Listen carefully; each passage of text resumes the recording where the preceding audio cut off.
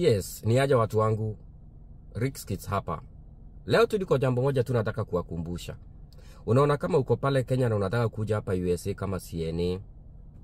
Wakati mwingine wanakuambia kama ni MediPro kwa kifanya recruitment wanakuambia lazima kuwe na mpenzi.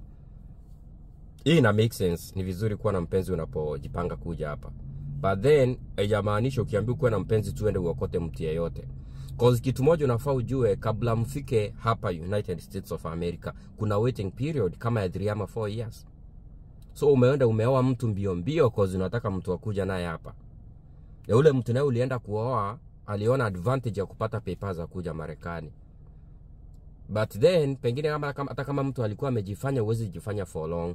Unaweza jifanya tuseme for like tuseme 1 year. Alafu sasa uone manzi hii kitu isongi. Miaka 2 imepita, miaka 3 imepita. Useme manzi huyu mtu mimi sikuwa nampenda, nilikuwa nataka tu anivukishe, nishughulikie watu wangu. So when it comes to making matters, making decisions on matters love, please take your time. Usikimbilie cause umepata mtu anakuambia mtavuka na yeye. Manzi life ni tricky hapa nje. Kama ni mtu anakupenda sawa.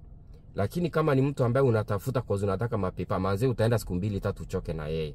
And then mko na 3 more years za kusubiri ama 2 more years. Huyo mtu mtapelekana wapi? Najua naongea hii like generally cause unajua watu wengi wamejipata kwa hii situation like sijui nifanye nini, nafaa niende, nafaa nikuwe na mtu, sina mtu bado, unachelewa. So usijiharakishe, take your time. Afadhali hata ukuje peke yako kama una mtu kuliko ujiingize mahali hata kujitoa itakuwa ni issue. Hayo tu ndio naweza waambia. Mungu awabariki.